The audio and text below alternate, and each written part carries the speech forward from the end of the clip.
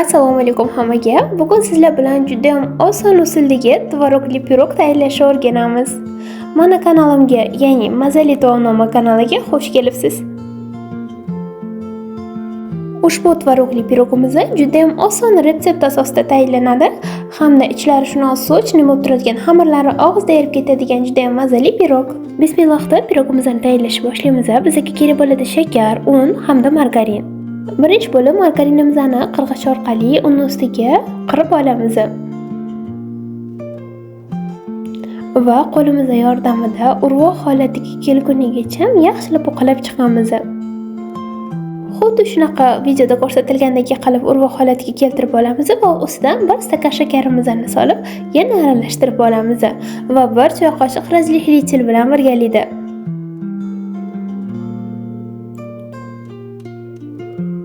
xamirimizni bir tekisda urvoq holatda bo'lishi uchun margarinni muzdeklik holatida qirg'ichdan chiqarish muhim ahamiyatga ega hisoblanadi.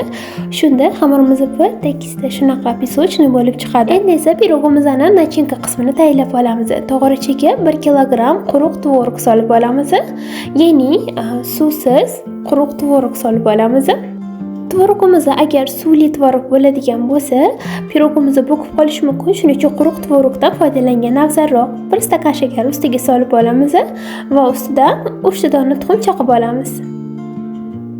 Va ustidan yarim choy qoshiq choy sodasi solib olamiz va yaxshilab aralashtirib olamiz.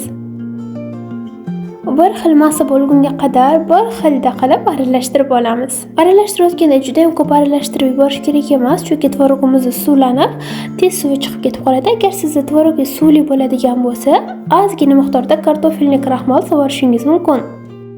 Endi esa listimizga boyga tayyorlab olgan xamirimizni ro'parasi 2 ga bo'lib, yarmini solib olamiz.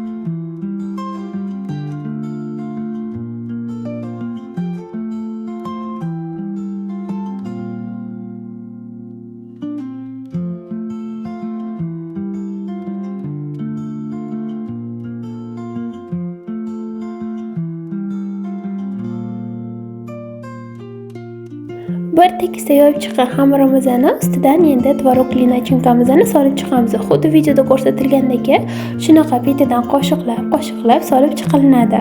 Chunki tagidagi urvoq holatdagi xamir bo'lgani uchun, agar siz betida solib keyin uni yoyadigan bo'lsangiz, xamirlarimiz bir-biriga aralashib ketib qolishi mumkin. Xuddi shunaqa videoda ko'rsatilgandek qilib solib chiqishingiz kerak bo'ladi.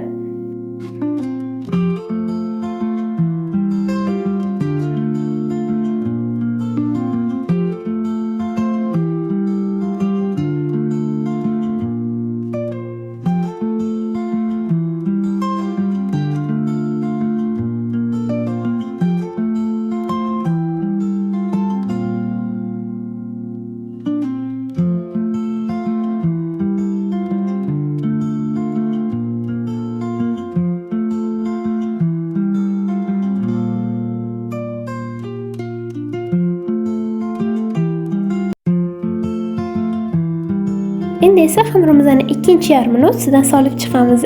Xuddi shunaqa qo'limiz bilan urg'u holatiga yana keltirib, ustidan sepib chiqamiz.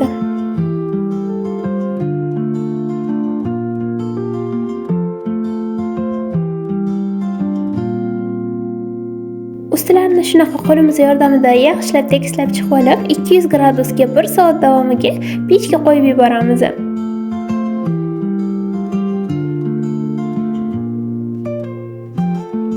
Bir soat davomida shunaqa ishib chiroyli bo'lib pirogimiz pishib chiqadi. Ustini esa xohishga ko'ra saxna pudra bilan bezatishingiz mumkin. Shunaqa mazali retseptlarni o'tkazib olmaslik uchun albatta meni YouTube kanalimga obuna bo'lib qo'ying, chunki bundan ham zo'r kontentlar hali oldinda. Juda ham zo'r pirog retseptlari va 100% o'xshab chiqadigan pirog retseptlari bilan bo'lishib boraman. Tvorojniy pirogimiz tayyor. Biroz sovigandan so'ng dasturxonga tortishingiz mumkin. Video yoqqan bo'lsa sizdan like hamda obuna bo'lishingizni kutib qolaman.